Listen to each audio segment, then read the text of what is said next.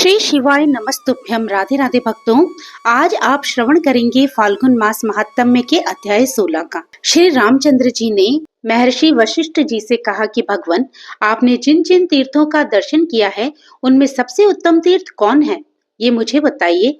सीता का अपहरण होने पर मैंने बहुत से ब्रह्म राक्षसों का वध किया है। इस पाप की शुद्धि के लिए आप मुझे किसी ऐसे तीर्थ के बारे में बताएं जो उत्तम से उत्तम हो। तब वशिष्ठ जी बोले, हे रघुनंदन, गंगा, नर्मदा, तापी, यमुना, सरस्वती, गंडकी, गोमती और पूर्णा, ये सभी नदियां परम पावन हैं। इन सब में नर्मदा और त्रिपथ गामिनी गंगा श्रेष्ठ है। हे रघुनंदन, श्री गंगा जी दर्शन मात्र से ही सब पापों को जला देती है। कलयुग में नर्मदा जी का दर्शन करने से 100 जन्मों के, पास जाने से 300 जन्मों के और जल में स्नान करने से 1000 जन्मों के पापों का वह नाश कर देती है। नर्मदा के तट पर जाकर साग और मूल फल से भी एक ब्राह्मण को भोजन कराने से कोटि ब्राह्मणों को भोजन देने जैसा फल होता है। जो 100 योजन दूर से ही गंगा गंगा का उच्चारण करता है वह सब पापों से मुक्त होता है और भगवान विष्णु के लोक में जाता है। फाल्गुन अथवा चैत्र मास के अंत में अमावस्या तिथि को तथा भाद्रपद आश्विन कृष्ण पक्ष में गंगा जी के तट पर जाकर जो मनुष्य स्नान, पितरों का तर्पण और पिंडदान करता है वह अक्षय फल का भागी होता है। तापी नदी का स्मरण करने पर महापातकियों के भी 7 गोत्रों का उद्धार हो जाता है। यमुना जी में स्नान करने से मनुष्य सब पापों से छूट जाता है और महापातकों से युक्त होने पर भी परम गति को प्राप्त होता है। कार्तिक की पूर्णिमा को कृतिका नक्षत्र का योग होने पर जो सरस्वती नदी में स्नान करता है वह गरुड़ की पीठ पर बैठकर उत्तम देवताओं के मुख से अपनी स्तुति सुनता हुआ बैकुंठ धाम को जाता है। जो कार्तिक मास में प्राची सरस्वती के जल में स्नान करके भगवान प्राची माधव की स्तुति करता है वह परम गति को प्राप्त होता है। जो गंडकी नदी के पुण्य तीर्थ में स्नान करता है और शालिग्राम शिला की पूजा करता है उसका फिर जन्म नहीं होता। जो द्वारका वासी श्री कृष्ण के पास गोमती के जल की लहरों में स्नान करता है वह चतुर्भुज रूप धारण करके बैकुंठ धाम में आनंद का अनुभव करता है। चंबल नदी को नमस्कार करके जो उसके जल का स्पर्श करता है वह पहले और पीछे की 10 पीढ़ियों का उद्धार कर देता है। दोनों का संगम देखकर अथवा समुद्र की ध्वनि सुनकर ब्रह्म हत्या से युक्त मनुष्य भी पवित्र होकर परम गति को प्राप्त होता है। जो मनुष्य माघ मास में प्रयाग में गोता लगाता है वह इस लोक में सुख भोग कर अंत में विष्णु धाम को प्राप्त होता है। जो मनुष्य प्रभास क्षेत्र में 3 रात तक ब्रह्मचर्य पालन पूर्वक निवास करते हैं वह यमलोक एवं कुंभिपाक आदि नरक को नहीं देखते। जो मनुष्य नेमिषारण्य में निवास करता है वह देवत्व को प्राप्त होता है। हे रघुनंदन, जो मनुष्य कुरुक्षेत्र में चंद्र ग्रहण और सूर्य ग्रहण के अवसर पर स्नान करके स्वर्ण दान करता है उसका इस लोक में पुनर्जन्म नहीं होता। जो मनुष्य इस पृथ्वी पर कपिला गौ के स्पर्श करके दान देता है वह कामधेनु गौओं के निवास भूत ऋषि लोक को पाता है। जो वैशाख मास में उज्जैनपुरी में शिप्रा के जल में स्नान करता है वह अपने सहस्त्रों पूर्वजों को घोर रौरव नरक से छुटकारा दिला देता है। जो मनुष्य 3 दिनों तक सिंधु नदी अथवा समुद्र में स्नान करता है वह सब पापों से शुद्ध चित्त होकर कैलाश में आनंद भोगता है। कोटि तीर्थ में स्नान करके कोटीश्वर शिव का दर्शन करने वाला मनुष्य कहीं भी ब्रह्म हत्या आदि पापों से लिप्त नहीं होता। महान अपवित्र स्थान में जाने वाले अज्ञानी जीव भी यदि भगवान के चरणों से प्रकट हुई गंगा का जल पी लें तो उनका सब पाप नष्ट हो जाता है।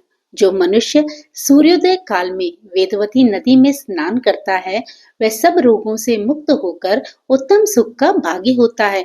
हे रघुनंदन, प्राय सभी तीर्थ स्थान जलपान तथा गोता लगाने से ही अनायास ही मनुष्यों के सब पापों का नाश कर देते हैं।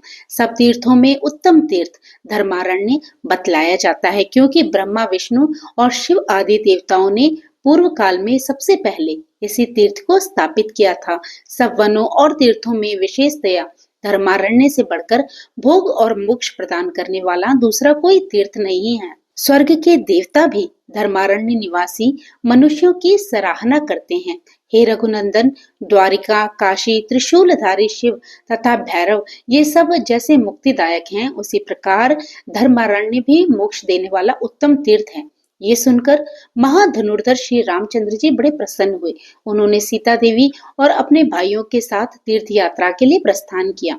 उनके पीछे कपीश्वर हनुमान जी, माता कौशल्या, सुमित्रा और केकई, लक्ष्मण, भरत, सेना सहित शत्रुघ्न, अयोध्या के अन्य निवासी तथा प्रजा वर्ग के लोग भी गए। तीर्थ यात्रा की विधि का पालन करने के लिए घर से चले हुए राजा श्री राम ने अपने कुल के आचार्य महर्षि वशिष्ठ से कहा, मुनि, ये बड़े आश्चर्य की बात है कि आदि में ये धर्मारण्य क्षेत्र हुआ या द्वारिका हुई? धर्मारण्य क्षेत्र की उत्पत्ति कितने काल से हुई, ये बताइए। तब वशिष्ठ मुनि बोले, महाराज, मैं नहीं जानता कि ये क्षेत्र कितने दिनों से प्रकट है। दीर्घजीवी लोमस और जाम्बुवान इसका कारण जानते होंगे। शरीर में जो अनेक जन्म जन्मांतरों का किया हुआ पाप संचित है, उन सभी पापों का उत्तम प्रायश्चित ये धर्मारण्य क्षेत्र माना गया है। वशिष्ठ जी का ये वचन सुनकर श्री रामचंद्र जी ने वहां जाने का विचार करके यात्रा विधि का पालन किया। फिर वशिष्ठ जी को आगे करके महामांडलिक राजाओं के साथ पोषण विधि पूर्ण कर उत्तर दिशा की ओर प्रभु ने प्रस्थान किया। आगे जाकर फिर वे पश्चिम दिशा की ओर मुड़ गए। गांव से गांव, देश से देश और वन से वन को लांघते हुए आगे बढ़ते चले गए। सेना, सामान, हजारों हाथी, घोड़े, करोड़ों रथ आदि वाहनों और असंख्य सेवक सेविकाओं के साथ श्री रघुनाथ जी यात्रा कर रहे थे। वे हाथी पर बैठकर नाना प्रकार से मैत्री भाव प्रदर्शित करने वाले विभिन्न देशों को देखते हुए जा रहे थे। उनके ऊपर श्वेत छत्र तना हुआ था और उनके पार्श्व भाग में सुंदर चर्म डुलाया जा रहा था। 10वें दिन श्री रामचंद्र जी परम उत्तम धर्मारण्य क्षेत्र के निकट पहुंच गए। धर्मारण्य के समीप श्री मांडलिकपुर को देखकर श्री राम ने अपनी सेना के साथ रात में वहीं निवास किया। उन्होंने सुना, धर्मारण्य क्षेत्र इस समय निर्जन एवं उजाड़ होकर बड़ा भयानक प्रतीत होता है। वहां बाघ और सिंह भरे हुए हैं, यक्ष और राक्षस निवास करते हैं। धर्मारण्य अब केवल जंगल रह गया है। जनता के मुख से ये सारी बातें सुनकर श्री रामचंद्र जी ने कहा कि तुम लोग चिंता न करो। उन्होंने वहां के व्यवसाय कुशल सूरवीर, महान बली एवं पराक्रमी तथा समर्थ वैश्यों को बुलाकर कहा, तुम लोग मेरी ये सोने की पालकी शीघ्र ले चलो, जिससे मैं अभी धर्मारण्य में पहुंच जाऊं। वहां स्नान और जलपान करने से मनुष्य सब पापों से मुक्त हो जाता है। इस प्रकार श्री रामचंद्र जी से प्रेरित होकर उन सभी वैश्यों ने ठीक है कहकर पालकी उठाई और उन्हें धर्मारण्य में पहुंचा दिया। सेना सहित श्री राम ने जब उस क्षेत्र में प्रवेश किया तब प्रत्येक वाहन की गति मंद हो गई, बाजों की आवाज भी कम हो गई, हाथी मंद गति से चलने लगे और घोड़ों की भी यही दशा हुई। ये सब देखकर श्री रामचंद्र जी को बड़ा विस्मय हुआ। उन्होंने विनय पूर्वक मुनिश्रेष्ठ गुरु वशिष्ठ से पूछा, हे मुनीश्वर, ये क्या बात है? सब वाहनों की गति मंद हो गई, ये तो एक विचित्र बात है। तब तीनों लोगों की बात जानने वाले मुनि वशिष्ठ ने कहा, हे राम, ये धर्म क्षेत्र आ गया है। इस पुरातन तीर्थ में पैदल यात्रा करनी चाहिए। ऐसा करने से पीछे सेना को सुख मिलेगा। तब श्री रामचंद्र जी सेना के साथ पैदल चलने लगे और जाते जाते वे मधुवासनक नाम वाले परम पावन गांव में पहुंचे। वहां गुरु वशिष्ठ की बताई हुई पद्धति से तरह तरह के उपहारों द्वारा प्रतिष्ठा विधि के साथ मातृकाओं का पूजन किया। इसके बाद श्री राम ने सुवर्णा नदी के दक्षिण तट पर हरे क्षेत्र का निरीक्षण किया और यज्ञ के योग्य बहुत से स्थलों को देखा। उस समय श्री रघुनाथ जी ने धर्म स्थान का निरीक्षण करके अपने आप को कृतार्थ माना और सुवर्णा के उत्तम तट पर सैनिकों को उतारकर स्वयं उस क्षेत्र में भ्रमण करने लगे। वहां के सभी तीर्थों और देव मंदिरों में जाकर श्री राम ने सभी शास्त्रोक्त कर्म विधि पूर्वक संपन्न किए। उन्होंने बड़ी श्रद्धा के साथ विधि पूर्वक पितरों का श्राद्ध किया। स्थान से वायव्य कोण में सुवर्णा के दोनों तट पर श्री रामेश्वर और कामेश्वर का स्थापन किया। इन सब विधियों का पालन करके वे अपनी पत्नी सीता के साथ रात्रि में उस नदी के तट पर ही सोए। जब आधी रात हुई तब सबके सो जाने पर भी धर्म वत्सल श्री राम अकेले ही जागते रहे। उस समय उन्हें किसी स्त्री के रोने का शब्द सुनाई दिया। वे करुणाजनक बातें कहकर उस रात में पुररी की भांति विलाप कर रही थी। श्री राम ने उसी क्षण गुप्तचर भेजकर उस स्त्री का निरीक्षण कराया तो करुणाजनक स्वर से क्रंदन करती हुई उस व्याकुल नारी को देखकर श्री राम के दूतों ने पूछा, सुंदरी तुम कौन हो? देवी हो या दानवी? किसने तुम्हें भय पहुंचाया है? किसी ने तुम्हारा धन लूट लिया है, जिससे व्याकुल होकर तुम बार बार इस कठोर शब्दों का उच्चारण करती हुई रो रही हो? सच सच बताओ, श्री राम तुम्हारा समाचार पूछते हैं। उस स्त्री ने उत्तर दिया, दूतों, अपने स्वामी को ही मेरे पास भेज दो, जिससे मैं अपने मानसिक दुख को उनसे कहूँ और शांति पाऊं। बहुत अच्छा कहकर दूत लौट गए और उन्होंने श्री रामचंद्र जी के पास जाकर सब बातें कह सुनाई। दूत कहने लगे, भगवान, उस स्त्री ने कहा है कि श्री रामचंद्र जी ही मेरे दुख का निवारण कर सकते हैं, अतः तुम्हारा कल्याण हो, तुम उन्हीं को भेज दो। ये सुनकर श्री रामचंद्र जी तुरंत वहां गए और दुख से संतप्त हुई उस अबला को देखकर वे स्वयं भी दुखी हो गए। उस समय उन्होंने दोनों हाथ जोड़कर पूछा, शुभे, तुम कौन हो? किसकी पत्नी हो? किसने तुम्हें दुखी करके इस निर्जन वन में निकाल दिया है? किसने तुम्हारा धन लूटा है? ये सब बातें मेरे सामने कहो। उनके इस प्रकार पूछने पर उस स्त्री ने मधुर वाणी में प्रेम पूर्वक श्री रामचंद्र जी की स्तुति की। हे परमात्मन, आप सनातन परमेश्वर एवं सबका दुख हरने वाले हैं। जिसके लिए आपका अवतार हुआ था वह कार्य आपने पूरा कर लिया। रावण, कुंभकर्ण, मेघनाथ, खरदूषण, त्रिशला, मारीच और अक्षय कुमार आदि असंख्य भयानक राक्षसों को आपने युद्ध में परास्त किया है। हे लोकेश, मैं आपकी उत्तम कीर्ति का वर्णन क्या कर सकती हूँ। जब साक्षात ब्रह्मा जी आपकी नाभि से प्रकट कमल से उत्पन्न हुए हैं और जैसे वट के बीच में महान वट वृक्ष की स्थिति मानी गई है, उसी प्रकार उन्होंने इस संपूर्ण विश्व को आपके उदर में विराजमान देखा है। श्री राम, संसार में राजा दशरथ तथा आपकी माता कौशल्य धन है, जिनकी कुक्षी से आप प्रकट हुए हैं। वह कुल धन्य है जिसमें आप स्वयं आए हैं। वह अयोध्या नगरी धन्य है जिसे आपकी जन्मभूमि होने का गौरव मिला है। वह लोग धन्य है जो आपकी शरण में रहते हैं। वह महर्षि वाल्मीकि धन्य है जिन्होंने मुख्य मुख्य ब्राह्मणों के लिए अपनी बुद्धि से भावी रामायण की रचना की। आपके द्वारा ये रघुकुल अत्यंत पवित्र हो गया है। लोक में जो साधारण राजा होता है उसे भी सब लोग भगवान विष्णु का अंश समझते हैं, परंतु आप तो अपने रमणीय गुणों से सुशोभित स्वयं ही साक्षात विष्णु हैं। लोकहित का कोई भी कार्य जिसे करने का विचार करके आपने यहाँ अवतार लिया है, करते समय आपके मार्ग में कभी कोई विघ्न बाधा न आए। इस प्रकार स्तुति करके उसने श्री राम जी से कहा, हे रघुनंदन, आप जैसे स्वामी के रहते हुए जो मैं दीर्घ काल से सूनी हो रही हूँ, ये आपका ही दोष है। मुझे धर्मारण्य क्षेत्र की अधिदेवता समझिए।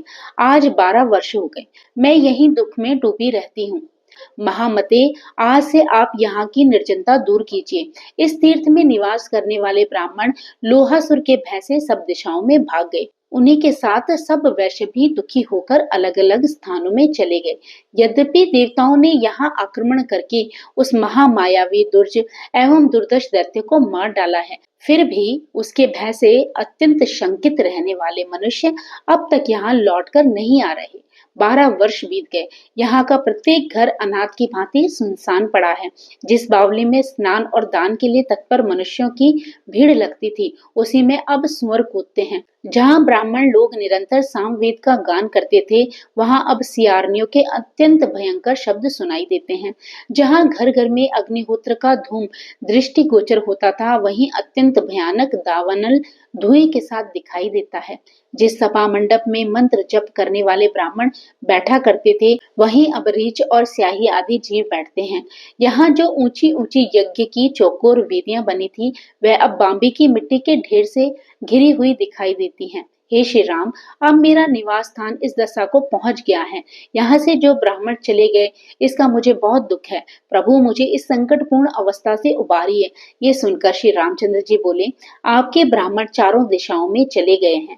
मैं ना तो उनकी संख्या जानता हूँ और ना उनके नाम गोत्र से ही मेरा परिचय है, अतः उनकी जाति और गोत्र के विषय में आप यथार्थ रूप से बताइए, जिससे उन सबको यहाँ ले आकर मैं अपने अपने स्थान पर बसाऊं। श्री माता बोली, नरेश्वर, ब्रह्मा, विष्णु और शिव ने जिन्हें यहाँ स्थापित किया था, वेदों के पारंगत विद्वान ब्राह्मण 18,000 की संख्या में यहाँ रहते थे। तीनों वेदों की विद्या में उनकी बड़ी ख्याति है। वे प्रतिष्ठित ब्राह्मण 64 गोत्रों के हैं। उनके साथ 36,000 वैश्य थे, जो धर्मपरायण, सदाचारी और ब्राह्मणों की सेवा में संलग्न रहने वाले थे।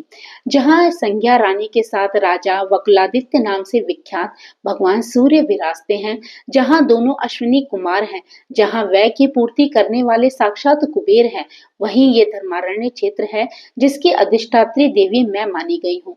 मैं यहाँ की भट्टारिका अर्थात स्वामिनी हूँ। श्री सूत जी कहते हैं कि उस स्थान के जो आचार और वहां रहने वालों के जो कुलाचार थे, उन सब प्राचीन वृतांतों को श्री माता ने श्री रामचंद्र जी के आगे निवेदन किया। उनकी बात सुनकर रघुनाथ जी को बड़ी प्रसन्नता हुई। उन्होंने कहा, आपने मुझसे सत्य सत्य बातें बताई हैं, अतः मैं इसी नाम से यहाँ नगर बसाऊंगा। ये नगर तीनों लोकों में उत्तम सत्य मंदिर के नाम से विख्यात होगा।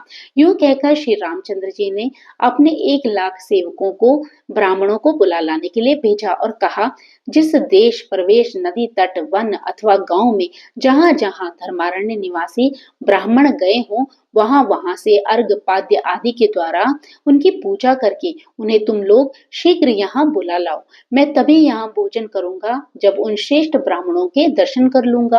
प्रभु का ये आदेश सुनकर उनके आज्ञा पालक दूत सब दिशाओं में चले गए। उन्होंने सब ब्राह्मणों को खोज निकाला और उन्हें पाकर सब के सब बहुत प्रसन्न हुए। उन्होंने शास्त्रोक्त विधान से अर्घ पाद्य आदि के द्वारा उन सब का पूजन किया, स्तुति की और विनय युक्त बर्ताव करते हुए श्री रामचंद्र जी का अनुरोध सुनाकर उन सबको धर्मारण्य चलने के लिए आमंत्रित किया। इसके बाद वे सभी वेद शास्त्र पारायण ब्राह्मण सेवकों के साथ वहां जाने को तत्पर हुए और बड़े आदर पूर्वक श्री राम जी के पास गए।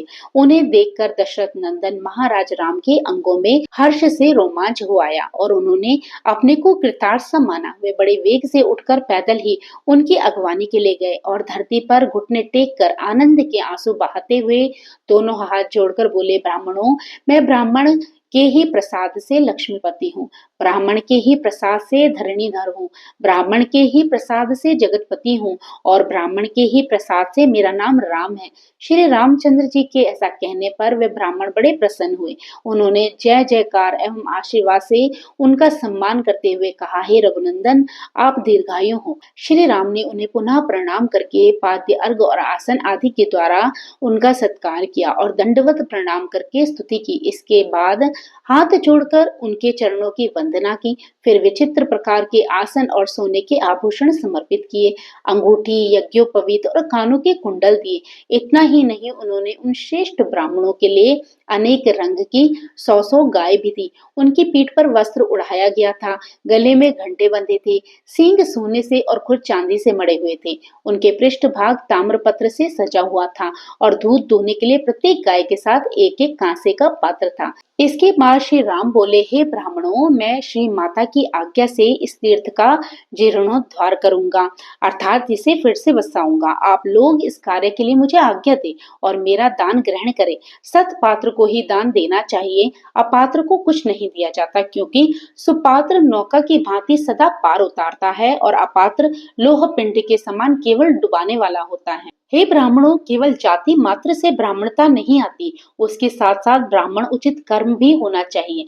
संसार में क्रिया बलवती होती है, कर्महीन ब्राह्मणों को दान देने से कहाँ से फल प्राप्त होगा। इस कारण सत्यवादी ब्राह्मण ही परम पूजनीय माने गए हैं। अब यज्ञ कार्य प्रारंभ होने वाला है, इसमें आप लोग सदा कृपा करें। तब वह सब ब्राह्मण आपस में मिलकर विचार करने लगे। उनमें से कुछ ब्राह्मणों ने श्री रामचंद्र जी से इस प्रकार कहा, हे रघुनंदन, हम सब लोग सलोच वृत्ति से जीविका चलाने वाले हैं, पूर्ण संतोष का आश्रय लेकर धर्म अनुष्ठान में लगे रहते हैं, अतः हमें दान लेने से कोई प्रयोजन नहीं। राजा का प्रतिग्रह बड़ा भयंकर होता है, अतः हम भयदायक प्रतिग्रह नहीं लेना चाहते।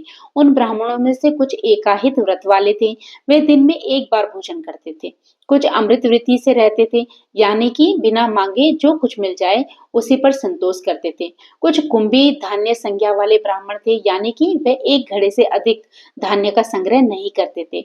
कुछ ब्राह्मण यजन याजन, अध्ययन अध्यापन और दान तथा प्रतिग्रह, इन 6 कर्मों में तत्पर रहते थे। वे सभी ब्राह्मण ब्रह्मा, विष्णु और शिव, इन 3 मूर्तियों के स्थापित किए हुए थे। सबके स्वभाव और गुण अलग अलग थे। कुछ ब्राह्मण इस प्रकार बोले, हम लोग ब्रह्मा, विष्णु और शिव, इन तीनों स्वरूपों की आज्ञा लिए बिना कैसे प्रतिग्रह स्वीकार कर सकते हैं? जब तक ब्रह्मा विष्णु आदि देवताओं ने नहीं कहा, तब तक हमने किसी का तांबुल भी स्वीकार नहीं किया। ये सुनकर श्री रामचंद्र जी ने महात्मा वशिष्ठ जी से परामर्श किया और गुरु के साथ ही उन्होंने ब्रह्मा विष्णु तथा शिव आदि देवताओं का स्मरण किया। स्मरण करते ही सब देवता वहां आ पहुंचे। उनके विमानों की पंक्ति कोटि कोटि सूर्यों के समान प्रकाशित हो रही थी। श्री राम ने बड़ी प्रसन्नता के साथ उन सब का यथा योग्य पूजन किया और वह सब वृतांत निवेदन करते हुए कहा, मैं इस क्षेत्र की अधिदेवी के कहने से यहाँ धर्मारण्य हरि क्षेत्र में धर्मक के समीप जीर्णोद्धार करना चाहता हूँ। इसके बाद वे सब ब्राह्मण तीनों मूर्तियों को प्रणाम करके हर्ष में भर गए। उनका मनोरथ सफल हो गया। उन्होंने अर्घ पाद्य आदि की विधि से श्रद्धा पूर्वक उनका पूजन किया। वे तीनों देवता ब्रह्मा विष्णु और शिव क्षण भर विश्राम करके विनय से हाथ जोड़े हुए महाशक्तिशाली श्री रामचंद्र से बोले, सूर्यवंश विभूषण राम, तुमने देवद्रोही रावण आदि राक्षसों का जो संहार किया है, इससे हम लोग बहुत प्रसन्न हैं। तुम इस महास्थान का उद्धार करो और महान श्रेयस प्राप्त करो। उन देवताओं की आज्ञा पाकर दशरथ नंदन श्री रामचंद्र जी बहुत प्रसन्न हुए और ब्रह्मा आदि देवताओं के पास जीर्णोद्धार का कार्य प्रारंभ किया। इससे पहले महान पर्वत के समान सुंदर एवं विशाल वेदी बनवाई गई। उसके ऊपर अनेकानेक सुंदर बाह्यशाला, गृहशाला तथा ब्रह्मशाला का निर्माण कराया। उन शालाओं में यथास्थान खजाना और गृह उपयोगी आवश्यक वस्तुओं का संग्रह किया गया। कोटि कोटि स्वर्ण मुद्राओं तथा रस और वस्त्र आदि से विशालाएं भर गई। उनमें धन धान्य समृद्धि एवं सब प्रकार की धातुओं का संग्रह किया गया था। ये सब करके श्री राम ने ब्राह्मणों को दान दिया। उन्होंने एक एक ब्राह्मण के लिए 1010 दूध देने वाली गोएं दी। उन्होंने वेद वेता ब्राह्मणों के लिए 44 गांव दिए।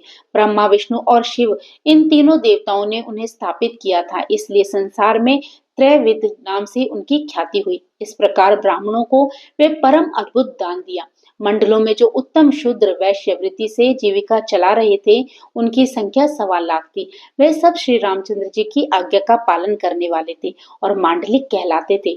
उन सबको श्री राम ने ब्राह्मणों की सेवा में नियुक्त किया। श्री रामचंद्र जी ने 2 चंवर और खड़ग दिए। प्रतिष्ठा विधि के साथ अपने कुल के स्वामी भगवान सूर्य को स्थापित किया। 4 वेदों से युक्त ब्रह्मा जी की स्थापना की। महाशक्ति श्री माता एवं श्री हरि को भी स्थापित किया। विघ्नों का निवारण करने के लिए दक्षिण द्वार पर उन्होंने गणेश जी तथा अन्य देवताओं की स्थापना की। वीरवर श्री रघुनाथ जी ने 7 मंजिल के मंदिर बनवाए और ये नियम किया कि जो कोई भी यहाँ शुभ एवं मांगलिक कार्य करे, पुत्र होने पर जात कर्म, अन्नप्राशन तथा मुंडन आदि का कर्म करे, यज्ञ कर्मों में लक्ष्य होम और कोटि होम करे, वास्तु पूजा एवं ग्रह शांति करे तथा ऐसे महोत्सवों के अवसर पर मनुष्य जो कुछ भी द्रव्य, अन्य वस्त्र, दीनों, स्वर्ण, रजत आदि का दान ब्राह्मणों, शूद्रों, दीनों, अनाथों और अंधों के लिए दे, उस समय पहले कार्य की निर्विघ्नता पूर्वक सिद्धि होने के लिए भगवान बकुलादित्य और श्री माता का भाग निकाल दे। जो मनुष्य मेरी आज्ञा का उल्लंघन करके विपरीत आचरण करेगा, उसके उस कर्म में विघ्न उपस्थित होगा। ऐसा कहकर श्री राम ने प्रसन्न चित्त से देवताओं की बावलियों, सुंदर 4 दीवारियों, दुर्ग के उपकरणों, गलियों, कुंड, सरोवर और अन्य देव निर्मित कूपों का पुनर्निर्माण कराया। इस प्रकार मनोरम धर्मारण्य में इन सब वस्तुओं का विस्तार पूर्वक निर्माण कराकर श्री रघुनाथ जी ने उन्हें त्रैविद्या के मुख्य मुख्य विद्वानों को सौंप दिया। श्री रामचंद्र जी का शासन वहां ताम्र पत्र पर लिखकर रख लिया गया है। जो उसको लोप करेगा, उसके पूर्वज नरक में पड़ेंगे और आगे उसके कुल में संतति नहीं होगी। इसके बाद श्री राम ने पवन पुत्र हनुमान जी को बुलाकर कहा, महावीर वायु कुमार, तुम्हारी भी पूजा होगी। तुम इस क्षेत्र की रक्षा के लिए यहाँ निवास करो। तब हनुमान जी ने प्रणाम करके प्रभु की आज्ञा को शिरोद्धार किया। इस प्रकार उस तीर्थ का जीर्णोद्धार किया गया। श्री माता का पूजन करके वे अन्य तीर्थों में जाने को तत्पर हुए। ब्रह्मा आदि देवता भी श्री राम को आशीर्वाद देकर अपने अपने लोक को चले गए। तो भक्तों, आज की कथा यहीं पर विराम लेती है। इससे आगे का प्रसंग आप अगले अध्याय में सुनेंगे। तो फिर प्रभु का नाम लेते रहिए और पुण्य के भागी बनते रहिए। जय श्री कृष्णा, राधे राधे।